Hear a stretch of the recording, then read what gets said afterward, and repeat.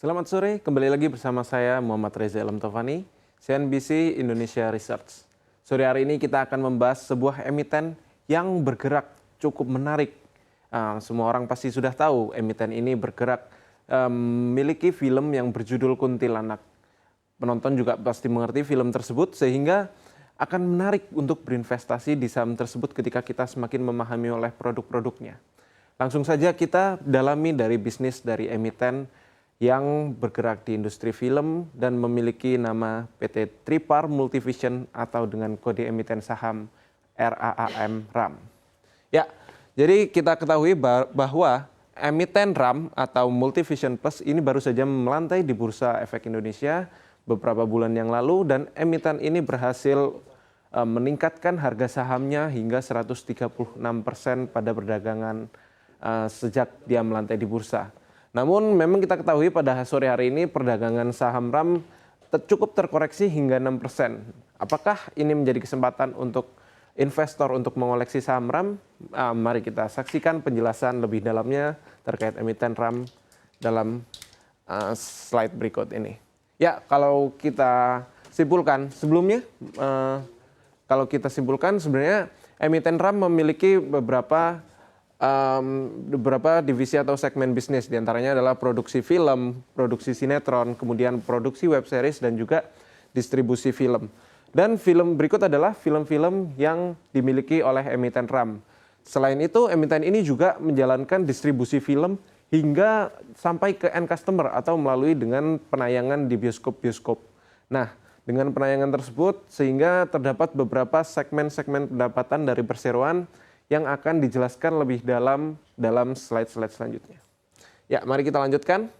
Nah, kita lihat bahwa kinerja finansial dari perseroan secara pendapatan hingga laba bersih menunjukkan adanya penguatan yang cukup signifikan. Kita lihat bahwa pada tahun 2021 emiten ini membukukan kinerja pendapatan sebesar 209 miliar. Yang menjadi menarik adalah peningkatannya pada tahun 2022 hingga mencapai 321 miliar. Ini menunjukkan adanya pertumbuhan emiten RAM dari sisi top line bahwa mereka bisa menumbuhkan kinerjanya dari sisi top line otomatis sehingga ketika top line-nya bertumbuh ini akan berdampak pula hingga ke bottom line. Dan terbukti bahwa secara bottom line hingga net income emiten RAM ini bertumbuh signifikan hingga 250% lebih. Dari awalnya 26 miliar meningkat menjadi 87 miliar. Pertumbuhan ini akan menjadi faktor yang menarik untuk berinvestasi di emiten RAM apabila emiten ini dapat melanjutkan pertumbuhan pada tahun-tahun selanjutnya dan menjadi kesempatan untuk perusahaan ini terus bertumbuh. Selain itu, kita lihat juga bahwa secara efisiensi emiten ini juga dapat melakukan efisiensi terlihat dari adanya pertumbuhan net profit margin atau NPM sehingga yang awalnya 12,8% meningkat 27,1%. Selain dari faktor efisiensi, emiten RAM dapat meningkatkan margin laba bersihnya disebabkan oleh adanya segmen-segmen yang memang menghasilkan kinerja atau margin atau bisnis yang lebih menguntungkan secara profitabilitas itu mengalami pertumbuhan signifikan sehingga emiten ini dapat meningkatkan net profit marginnya secara signifikan pula. Ya, penjelasan lebih detail akan dijelaskan di slide selanjutnya. Nah, ini yang saya maksud dari penjelasan sebelumnya bahwa segmen-segmen pendapatan perseroan yang memiliki profitabilitas tinggi mengalami pertumbuhan signifikan. Itu yang menyebabkan adanya pertumbuhan dari sisi net profit margin. Kalau kita perhatikan di sini, terdapat adanya pertumbuhan dari segmen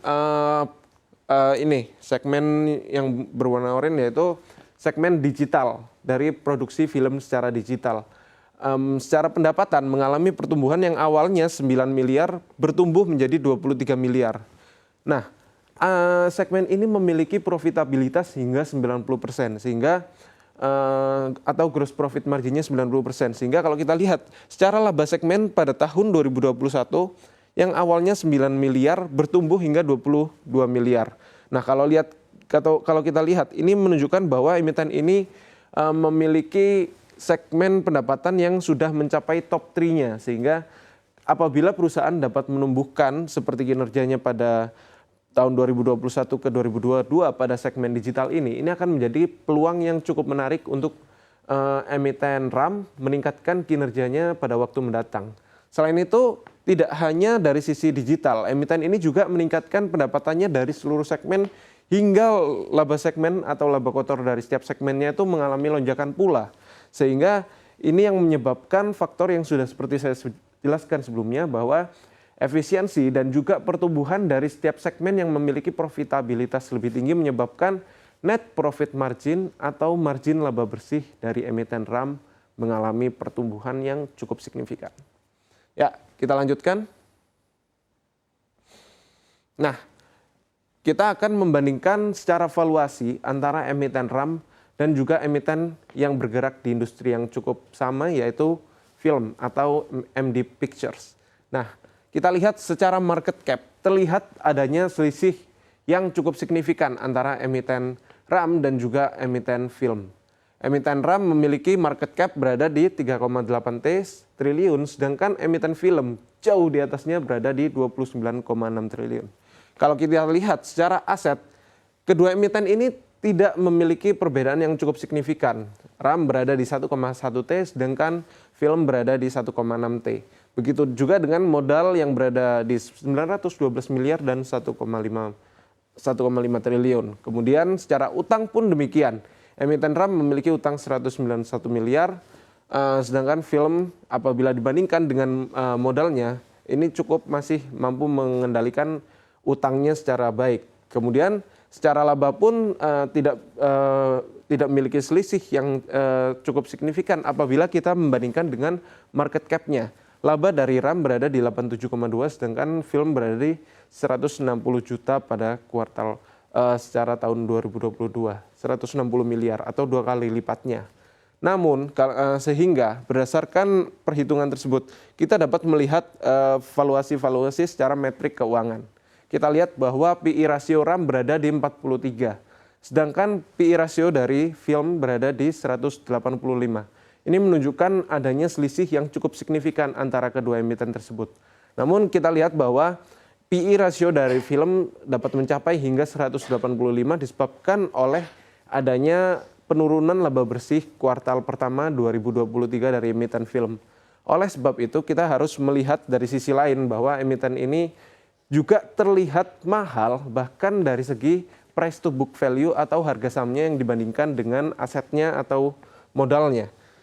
Kita lihat bahwa secara price to book value emiten RAM memiliki PBV 4,18 kali, sedangkan emiten film memiliki PBV hingga 19,28 kali. Ini mengindikasikan bahwa emiten film jauh lebih mahal secara aset 5 kali lipatnya, dan juga ini tidak sejalan dengan efektivitas dari manajemen bahwa kedua emiten ini memiliki efektivitas kinerja yang tidak jauh berbeda atau 11-12 mereka memiliki kemiripan seperti itu. Dan juga secara financial health kedua emiten ini memiliki kesehatan keuangan yang cukup baik sehingga emiten ini memiliki potensi kecil apabila mengalami kegagalan bayar utang atau tidak dapat membayar utang sehingga mengalami default.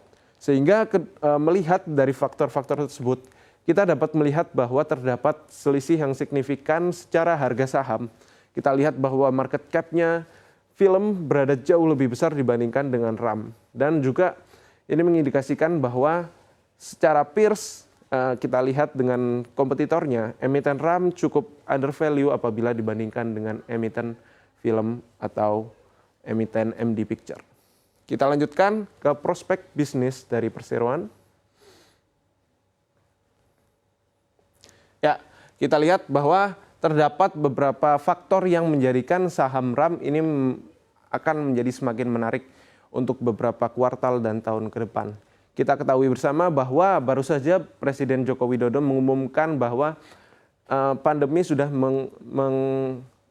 mulai mencapai akhirnya atau biasa disebut dengan endemi. Kita akan lebih siap untuk kedepannya bahwa industri kreatif sempat tertekan selama pandemi dan beberapa kuartal selanjutnya yang disebabkan oleh adanya pembatasan aktivitas di luar ruangan dan juga lockdown yang menyebabkan industri kreatif tidak dapat menjalankan operasional bisnisnya, industrinya harus tertahan, masyarakat tidak dapat menonton film dari bioskop, sehingga penjualan konten video atau konten film sinetron itu juga tertekan akibat adanya lockdown untuk industri kreatif.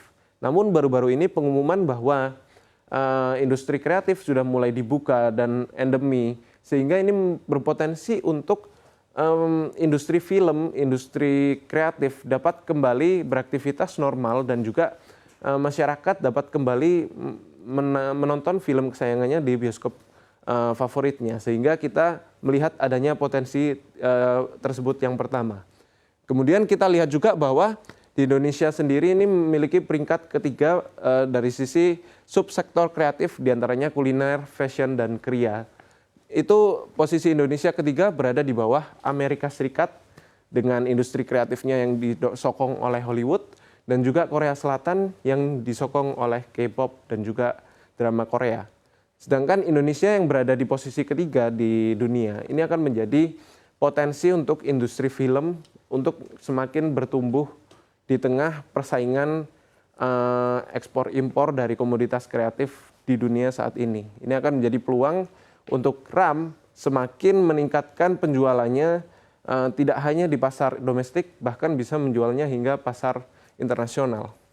Selanjutnya kita lihat juga bahwa kontribusi subsektor yang sebelumnya, subsektor kreatif, kuliner, fashion, dan kriya, ini berkontribusi hingga 7,8% terhadap PDB nasional. Adanya ini akan menjadi peluang bahwa pemerintah juga akan mendukung untuk industri kreatif untuk semakin mengembangkannya hingga dapat berkontribusi lebih besar untuk PDB nasional. Selain itu, kita lihat juga bahwa populasi masyarakat Indonesia ini cukup besar, sejumlah 275 juta penduduk. Ini akan menjadi peluang bahwa emiten RAM mendapatkan peluang dengan pemilikannya terhadap bioskop dan juga konten-konten itu dapat dijual kepada pihak yang tepat sehingga mereka akan mendapatkan laba bersih yang tinggi. Ini menjadi keuntungan bahwa Indonesia memiliki jumlah masyarakat yang besar sehingga Indonesia yang saat ini masih terpapar oleh konten-konten digital, baik film dan konten itu mancanegara, ini akan menjadi peluang untuk RAM menguasai konten Indonesia sendiri sehingga orang Indonesia dapat lebih berfokus untuk menonton konten yang dibuat oleh dalam negeri sendiri. Selanjutnya kita lihat juga bahwa proyeksi ke depannya industri televisi, industri film itu masih akan bertumbuh untuk untuk tahun 2023 dan juga 2024. Mengingat prediksi dari Nielsen bahwa untuk tahun 2023 ke depan industri televisi akan mencapai 130 juta apabila dibandingkan tahun 2022 yang hanya 58,9 juta. Hal ini didukung oleh digitalisasi dari dari industri televisi yang menyebabkan semakin mudah untuk akses TV yang lebih berkualitas. Kemudian emiten ini juga berencana untuk masuk ke industri layanan OTT sehingga produksi dari konten-konten dari emiten RAM dapat dijual atau disaksikan dalam streaming online sehingga masyarakat dapat lebih mudah untuk menikmati konten-konten digital dari emiten RAM. Dan potensi-potensi tersebut menyebabkan emiten RAM semakin menarik untuk kedepannya, memiliki prospek yang cukup baik. Sehingga layakkah untuk berinvestasi di emiten RAM? Kita lihat mungkin secara PI atau PBV, memang emiten RAM cukup memiliki nilai yang cukup tinggi. Namun apabila kita perbandingkan dengan emiten film yang sudah melonjak hingga ratusan persen, ini akan menjadi kesempatan untuk emiten RAM mengingat bahwa emiten yang bergerak di industri film itu tidak banyak, sehingga emiten RAM memiliki potensi untuk harga sahamnya mengalami lonjakan layaknya yang sudah terjadi di emiten MD Picture. Ya, sekian penjelasan terkait dengan emiten RAM dari saya. Saya Muhammad Reza Alam Taufani, terima kasih sudah menyaksikan Fundamental Pandit. Saya kembalikan ke Syafinas.